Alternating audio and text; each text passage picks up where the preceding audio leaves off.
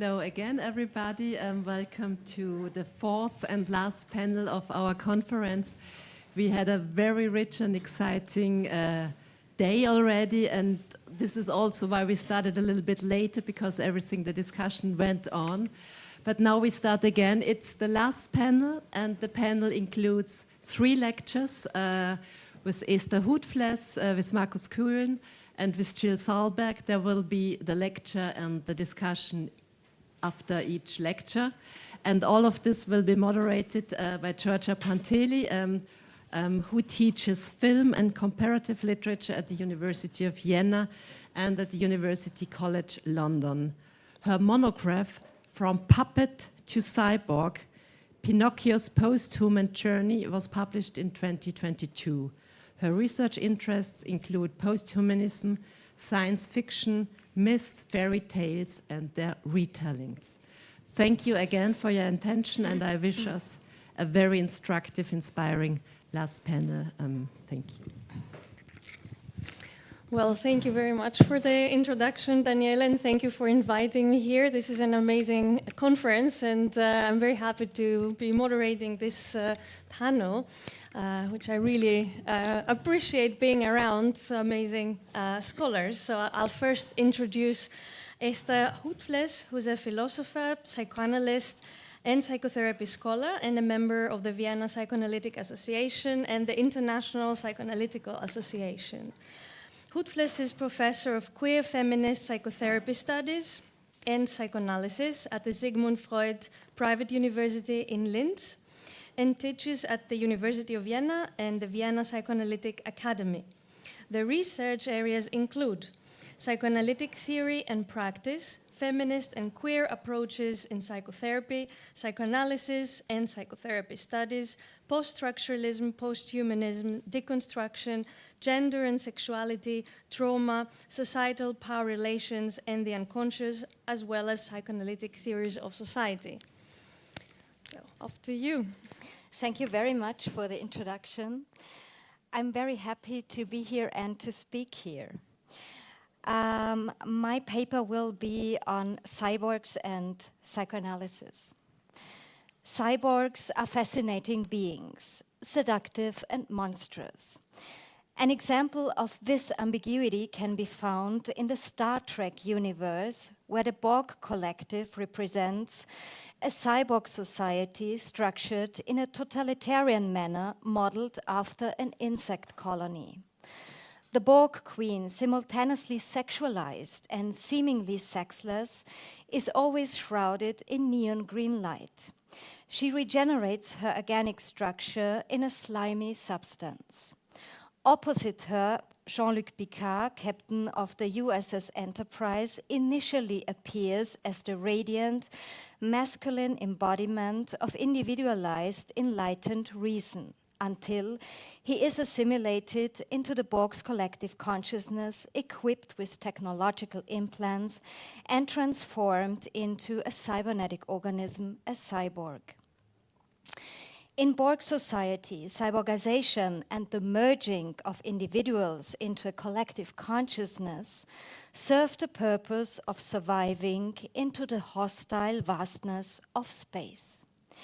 In fact, the model of the cyborg emerged in connection with the anticipated challenges of space travel in the 1960s.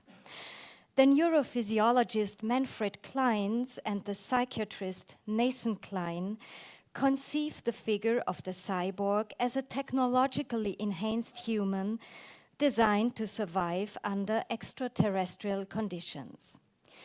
Curiously, the first cyborg created by Kleins and Klein was a white laboratory rat connected to an osmotic pump. While the laboratory rat exemplified the early experimental scope of cyborg engineering, Freud's reflections on the human condition had already articulated a more metaphorical yet equally incisive version of such technologically extended existence. Freud's figure of the prosthetic God, described in Civilization and its Discontents, emerges from the human drive for technological self-enhancement. Yet ultimately it serves the purpose of survival, the human struggle against lack, hardship, and death. Nevertheless, Freud portrays the prosthetic God as an ultimately unhappy figure, for lack remains inescapable, a configuration that profoundly shapes the human psyche and subjectivity. Or, as Freud puts it, I quote, "One feels inclined to say that the intention that man should be happy is not included in the plan of creation," end of quote. Here Freud points us toward fundamental questions that are often enacted but rarely analyzed in transhumanist discourses. What is happiness? What is life? What constitutes a good life? What does it mean to survive? We are currently in the midst of an unprecedented process of individual and societal technologization, the long-term consequences of which for the development of human society and for processes of subject formation remain incalculable. At a rapid pace, we are evolving into cyborgs, into hybrid beings, into transhuman subjects, if we have not already become so, or perhaps always already were. As psychoanalytically informed theorists, we frequently associate the increasing technological transcendence of the human with apocalyptic, narcissistic, or destructive scenarios. At the same time, however, cyborg fantasies and techno-bodies also carry generative imaginaries of how our coexistence and survival on this planet might be reconfigured. These imaginaries are tied to a series of crucial questions. What counts as human? What are legitimate fusions, crossbreedings, descendants? For what purpose and at what cost? Who is the monster? Who are our kin? What kind of world do we want to create? What kinds of relationships do we wish to inhabit? How do we want to engage with intimacy, kinship, and difference? Cyborg fantasies and cyborg realities need not necessarily lead to alienation from reality, as suggested by Slavoj Žižek. The imaginary can also point us towards new possibilities, a dimension often neglected in psychoanalytic engagements with modern technologies, which are frequently shaped by cultural pessimism. Culture and technology, while serving the survival or the defense against lack, also open up new forms of agency, perception, and knowledge, offering multifaceted potentials for shaping society and modes of living together. As Freud's reflections on civilization and the problems sketched here in relation to increasing cyborgization suggest, culture and technology function in human development as a kind of pharmacon, a concept that signifies both poison and cure, both drug and remedy. The cyborg, the techno or pharmaco-body, the prosthetic god, these are contradictory figures. They serve as adaptations to a failing reality, help us cope with painful conditions, rendering human life more bearable. The idea of enhancement and fusion with technology is accompanied, especially in its transhumanist forms, by a range of hopes and fantasies. Visions of conquering death, transcending the limitations of a vulnerable body, or escaping the constraints of the human mind. These are desires to take evolution into our own hands. Critics of an overly naive and uncritical technologization of the human warn of the end of the human as such, of the loss of inner psychic life, of inner conflict, and of the complete dissolution into narcissistic structures. Moreover, eugenic fantasies persist in latent forms inscribed into the very premises of many transhumanist debates. Fantasies of human technological fusion and the presumed superiority of technology can also be unsettling.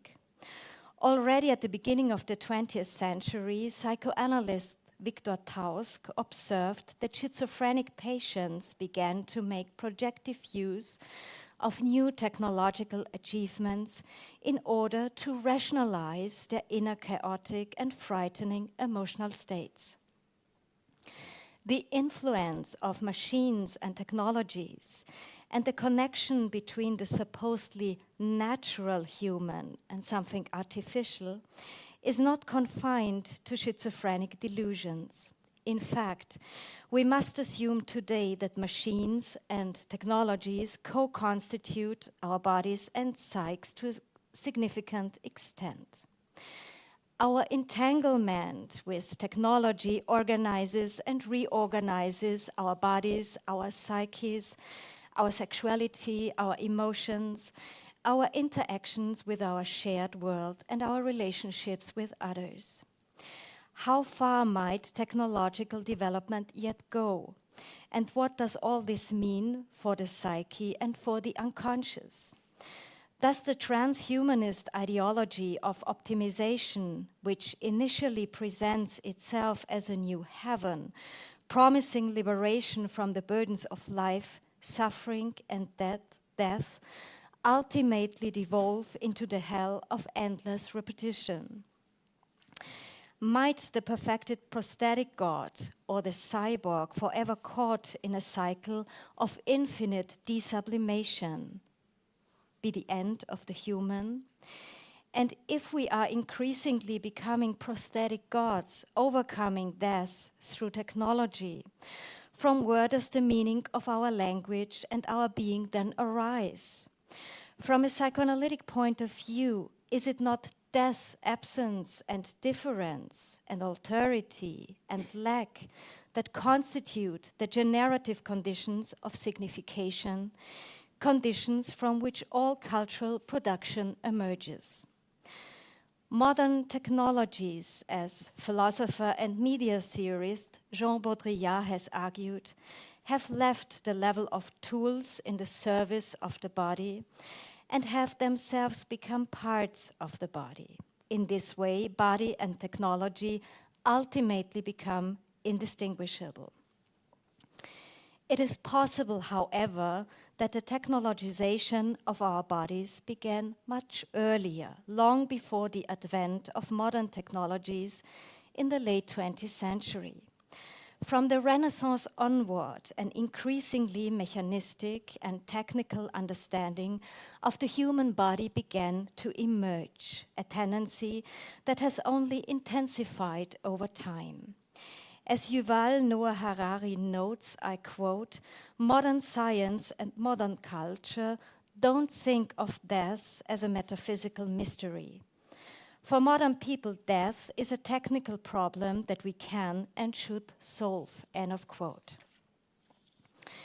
Compared to the machines we have created, the human body appears deficient and incomplete, a blindly evolved and therefore poorly designed faulty product. Starting from the tendency to conceive of the human body as a machine, and in light of the increasing technologization of our being, Jean Baudrillard describes a fundamental shift in human modes of production and relation. I quote Baudrillard. "Something has changed, and the Faustian, Promethean, perhaps Oedipal period of production and consumption gives way to the proteinic era of networks, to the narcissistic and protein era of connections, contact, continuity, feedback, generalized interface that goes with the universe of communication," end of quote. Baudrillard describes the order of the Promethean, which strives to dominate the world and the universe, and to generate even more knowledge as characterized by a gap between reality and the imaginary. The Promethean, according to Baudrillard, is also the order of classical science fiction, in which something other than what exists can imagined on the basis of reality. In contrast, the prosthetic represents, for Baudrillard, an order in which reality and the imaginary blur, or in which reality itself seems to vanish altogether. It is a psychotic structure, as Baudrillard describes and explicitly names it. The cybernetic age of the prosthetic, I quote Baudrillard, no longer constitute an imaginary domain with reference to the real.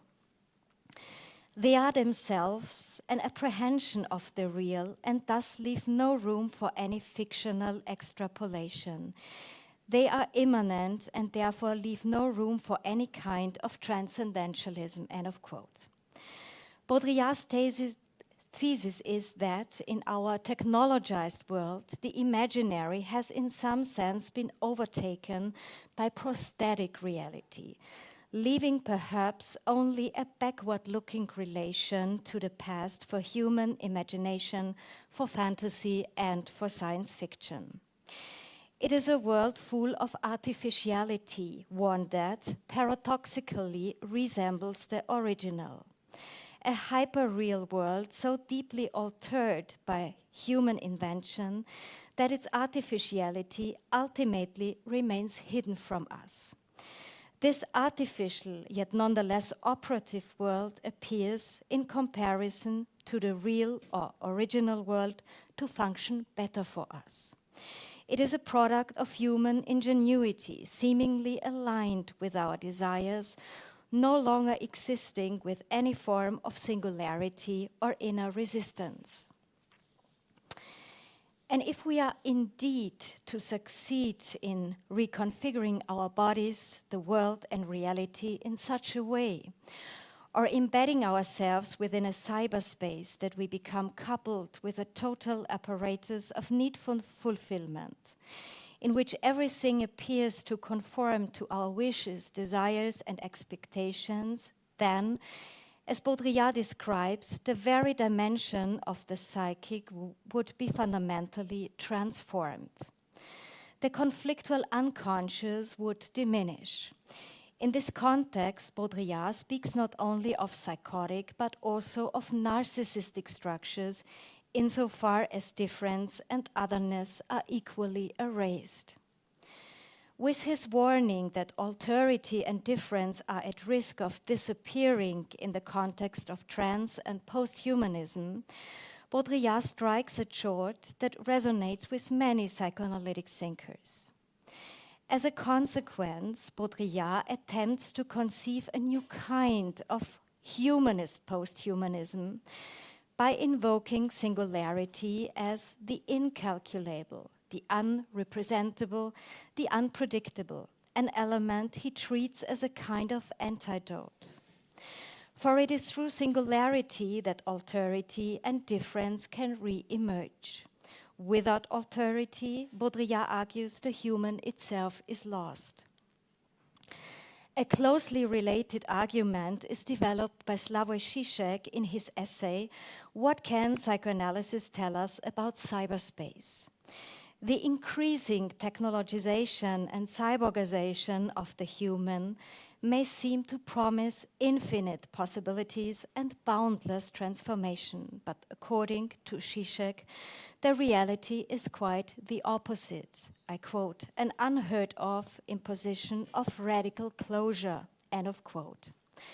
While drawing on similar concerns as Baudrillard, Žižek arrives at a different conclusion.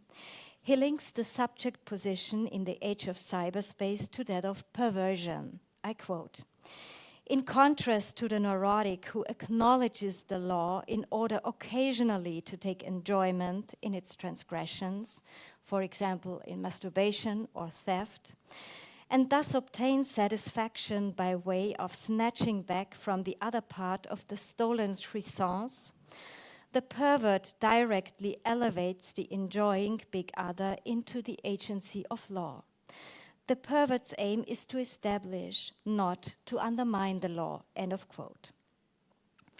As Žižek describes, the universe of perversion is one of a self-constructed symbolic order that serves as a defense against the real, in a Lacanian sense, against lack, human finitude, and existential limitation.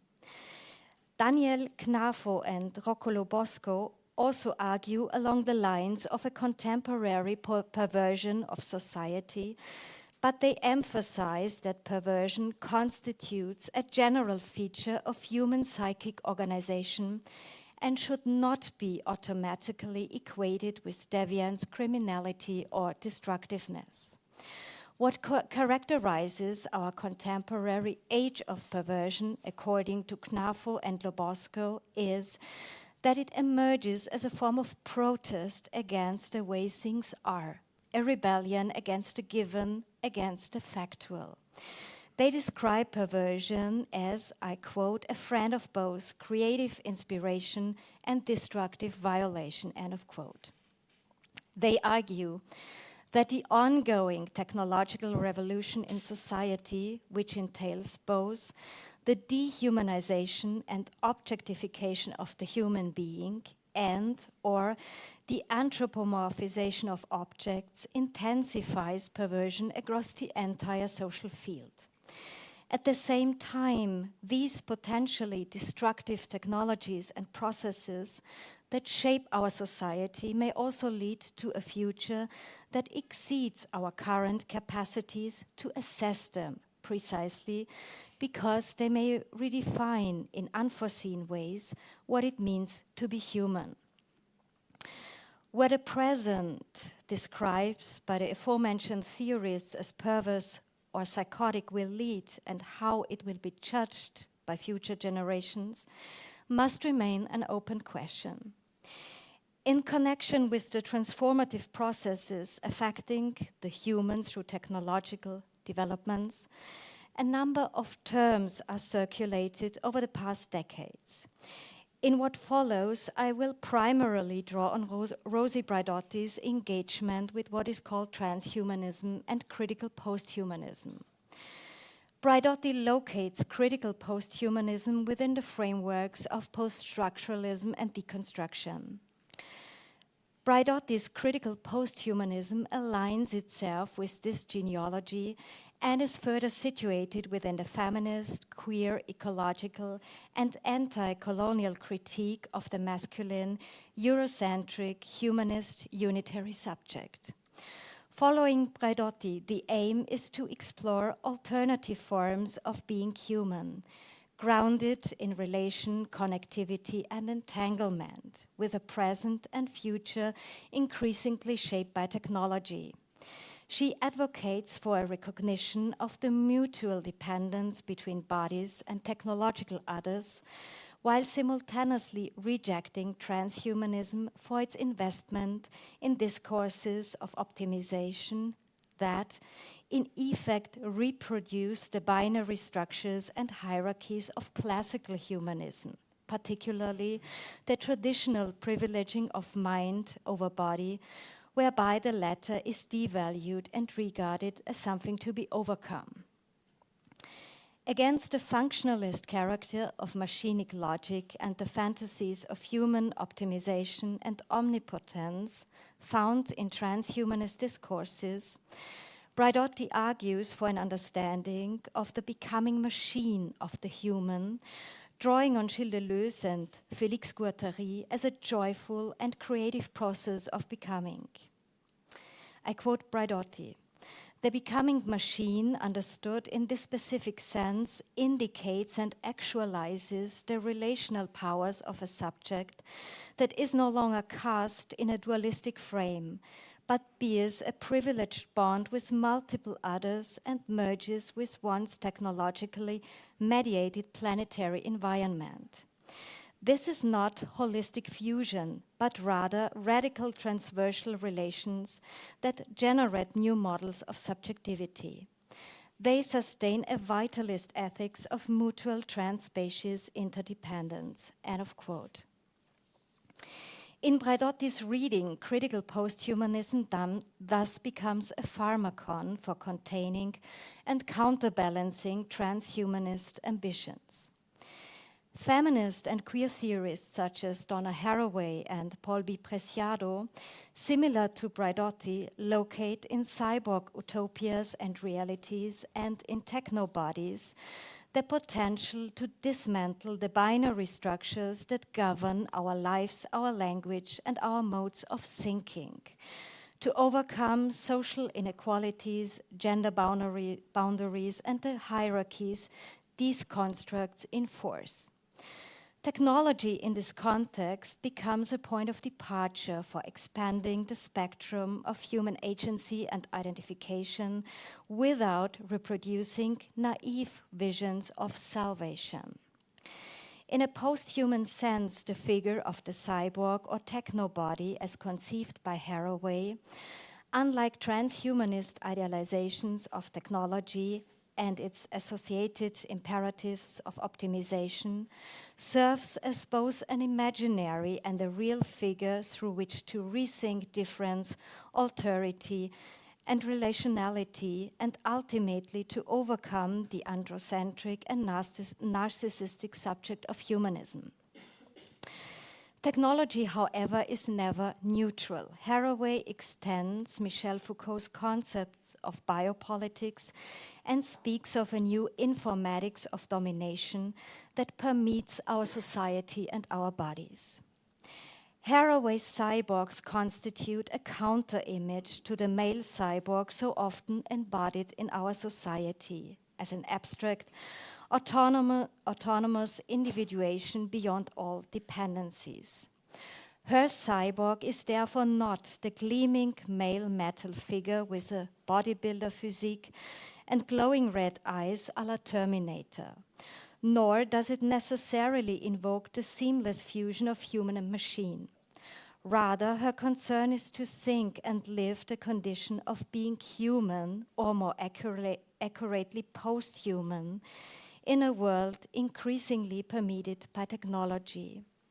Hybridity in this context does not necessarily or exclusively constitute a threat to our humanity. It can also offer a way to reconceptualize and acknowledge our ephemerality, instability, interconnectedness, and not least our vulnerability. For technology too ultimately reminds us of dependency. Haraway's cyborg offers no narrative of human salvation, but rather one in which trauma, injury, and wounding remain visible. In this sense, her approach lends itself to productive dialogue with psychoanalysis. For Haraway, cyborgs are more closely linked to regeneration than to classical sexual reproduction, something that may initially seem alien from a psychoanalytic perspective. She compares cyborgs to salamanders. Regeneration here refers to the loss and regrowth of limbs, the restoration of a function, yet what regrows may be ossified, mutilated, monstrous, or doubled. Regeneration thus entails the recognition of injury, the acknowledgement of the wound, whereas sexual reproduction is situated within a movement of transcendence in which fantasies of wholeness are reactivated. Donna Haraway, much like Rosi Braidotti, seeks to open up vital, real, and utopian spaces for becoming anew. In this sense, she understands cyborgs as imaginary resources. Haraway's cyborgs do not represent, psychoanalytically speaking, delusional constructions or fantasies that deny reality, but rather a political intervention, a critical position at the edge of existing social orders. At the edge, it must be emphasized, for the cyborg doesn't stand entirely outside the biopolitical order. Haraway thus associates the cyborg with our cultural imaginaries of monsters. On ancient world maps, monsters or sea creatures inhabit the uncharted, unconquered, and uncolonized spaces, the realms of the enigmatic and the uncanny. The cyborg is a transitional being, one that has stepped beyond the boundaries of dominant social structures while simultaneously resisting the construction of new fixed identities. It refuses to be colonized. Transgressions and violations of boundaries do not necessarily lead to the clinical conditions such as psychosis or perversion. Against fatalistic or cultural pessimistic interpretations, Haraway advocates not only for a celebration of boundary violations, but also for the assumption of responsibility in blurring of boundaries. Haraway's cyborg fiction challenges the limits of our thinking, our conception of what it means or could mean to be human, beyond the ego or self, beyond the notion of the body as an autonomous container endowed with interiority. The cyborg is always already embedded in networks, discourses, and electromagnetic waves that call into question the binary of physical and non-physical. In contrast to Baudrillard, Haraway doesn't see fiction and the potential of the imaginary as entirely dissolved in the age of technologization. Cyborgs are precisely those figures that do not fully dissolve into hyperreality. They remain at the threshold. Haraway argues, and this may also be taken as a call to psychoanalysis, not to dismiss technology, not to demonize it, but instead to, I quote, take responsibility for the social relations of science and technology, end of quote, and for the ways in which these relations structure our world. Given the absence of a simple origin in the figure of the cyborg, there can be no return to a paradisical state, no dissolution into totality or symbiosis. Considering the cyborg as a figure marked by visible wounds and injuries, as described by Haraway, I may be venturing somewhat boldly into uncharted cyborg territory when I ask, could or should we not also understand psychoanalysis as a kind of cyborg technology or cyborg theory? It too is grounded in the awareness of a missing origin and the impossibility of return to paradise and the persistent wound that is constitutive of human existence. Both Freud's and Haraway's subjects are hybrids between culture and nature, the organic and the technological. They do not establish identity, but rather deconstruct it. Psychoanalysis emerged, as we know, in the 19th century. Its theories and concepts often draw on the language of physics and mechanics of the time, forces, energies, loads. Might we not now, in the 21st century, require a psychoanalysis that draws on different metaphors and models, cybernetics, hybridity, networks, circuits, connections, expansion, fluidity? A psychoanalysis capable of attending to our entanglements and relations in their diverse forms, destructive as well as productive, human, animal, technological, pharmacological, and more. Like Donna Haraway's Cyborgs, perhaps such a psychoanalysis remains yet to be written. Thank you.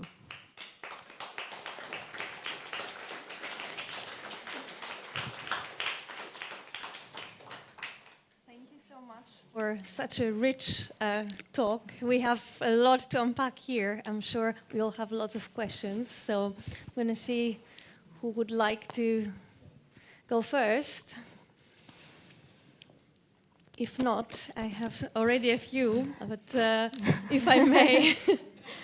So I liked a lot how you brought us in the whole idea of the cyborg in pushing boundaries and understanding this hybridity after those boundaries are pushed further and further. So I'm thinking in terms of humanity and understanding the cyborg, obviously these boundaries are being pushed over and over again.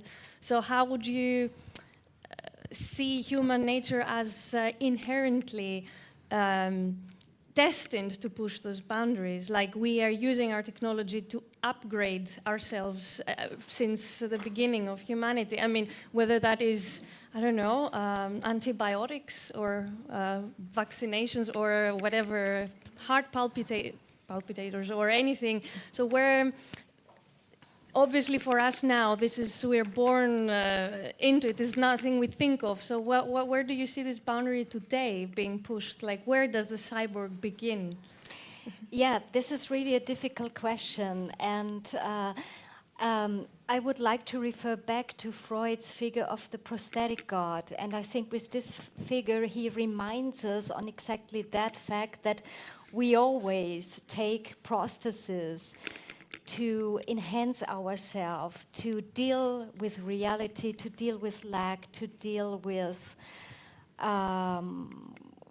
existential questions that threaten us. I think that there is not this simple breaking point where we can locate the beginning of the cyborgization of the human. I think it starts from the beginning.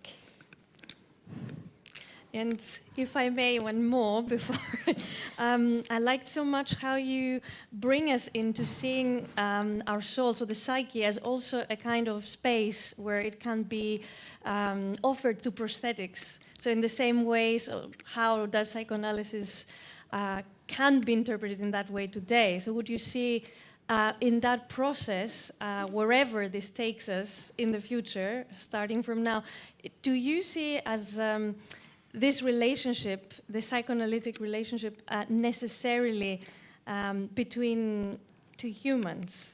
Or do we have the space of introducing maybe AI? Obviously now we're in a very early stage of just generative AI, but wherever this moves to, is it for you a necessary component to be like intrahuman? Yeah, it's a really interesting question. Perhaps I cannot really answer it, but what I would like to say is that I think at the moment psychoanalysis is focused on human relationships, and not only in the specific clinical setting between two humans, but what is analyzed are also only human relationships.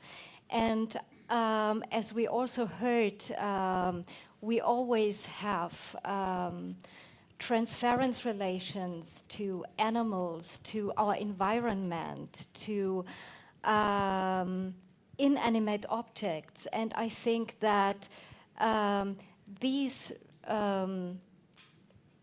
transference relationships we have, they are underestimated at the moment in the psychoanalytic clinic and also in the psychoanalytic theory, I think. And I think this is I would think it is something that is important also when we see the climate crisis and the way we deal with our resources, with the planet.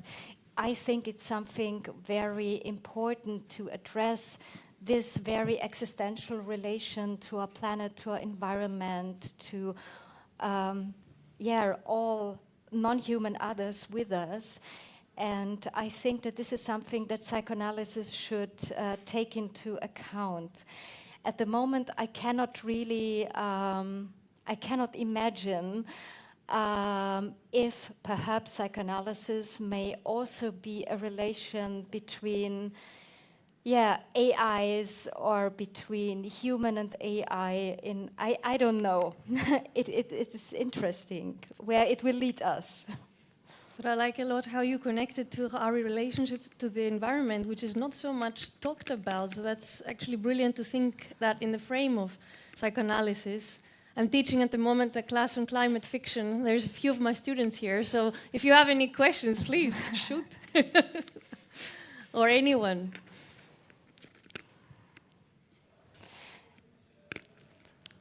Do we have a... Yeah.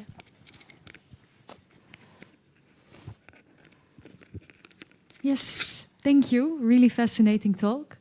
And I was intrigued by something you said at the end of your talk when you said, okay, maybe we now need to also use different metaphors or different types of language in psychoanalysis that are more fitting for our current times.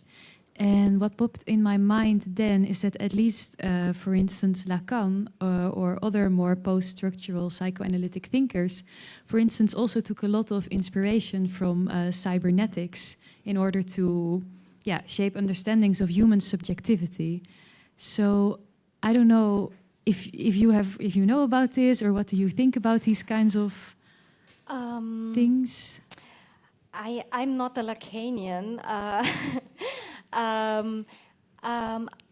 There are what I'm especially interested in is also to work with metaphors or figures, for example, coming from Braidotti, and Braidotti also worked with Deleuze and Guattari, who tried to think relationships in another way, to think more interconnectedness. This is something that interests me to integrate this series more in psychoanalytic thinking, for example. Yeah. Can I ask a short follow-up? Yeah? Okay. Because, I'm also very interested both in psychoanalysis and new materialism, and also integrating them. So I'm curious about what you think about where they might become actually difficult to integrate. Because personally, I also see some quite big and perhaps irreconcilable differences between the two, which you didn't really touch upon in your talk, I think. So, yeah, I think one question is how we perceive the psyche and the unconscious, and I think that many theories or many interpretations that take on, for example, the theories of Deleuze and Guattari, they try to, they have the tendency to think in directions of symbiosis and ignore differences that are also differences, alterity, that are also very important. And I think that this is maybe one conflictual question of the lack, especially thinking together psychoanalytic concepts and concepts from Deleuze and Guattari, is how we deal with this question of the lack of death and so on. Yeah, thanks. I see these problems too. Yeah. Any other questions? Yes. Yes, please. Wait just the microphone.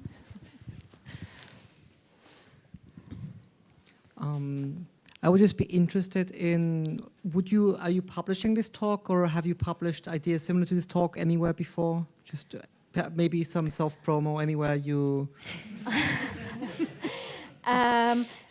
A longer version of this will be published in German, but I haven't yet published the English version.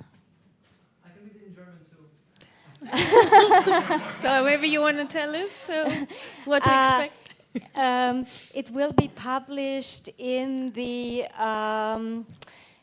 how is it called? Jahrbuch für interdisziplinäre Psychoanalyse by Brandes and Apsel, and it will appear this month in June. Wonderful. Yeah. That's good to know. Thank you. Yeah, that's important. Good. Any other? Yes, please. Maybe because of the many references. Just a minute. Because of the references to Donna Haraway, her first major book was on the crystallizations and the crystals, the metaphor of crystals and crystallization, and etc. in the late 19th century. I do not know this book. Going back to all the literature that Freud, etc., were working with, including Freud's own references to crystallization when it comes to the first cell, with its protective shields. It's dead outside. And so there is an interesting element there in Haraway, and it would be interesting to pursue it in order to link her later works on cybernetics and cyborgs to this earlier idea of the relation between the living organism and its dead shield on the outside. Yeah, it's really interesting. Thank you very much. It's a link to this 19th century literature.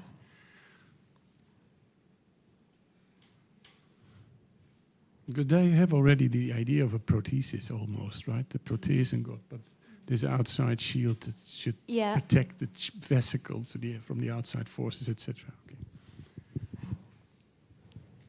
Okay.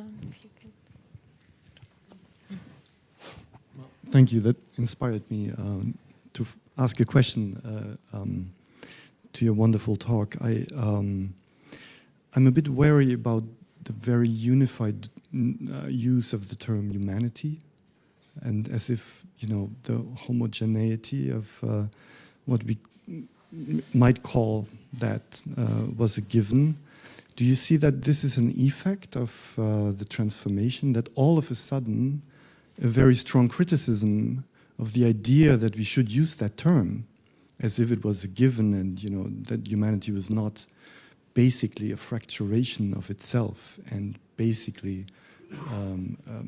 a site of strife and war and destruction and cruelty to each other.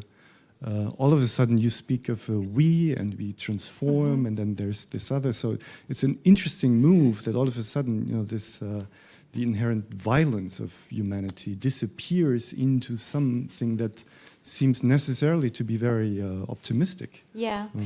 Yes, thank you very much. I think this is a really interesting point you make, and I think perhaps you're right. I haven't reflected that, but starting from your comment, it seems to me that starting from all this critique of the classical Enlightenment human discourses, it seems to me that there appears or emerges a new kind of humanity that perhaps in which all these destructive forces partially perhaps disappear, although it's tried to think them, and Haraway does. She's trying to hold on these ambiguities, but I think you're right that there is this construction of a new humanity. I think it's a crystallization. Yeah. Yeah.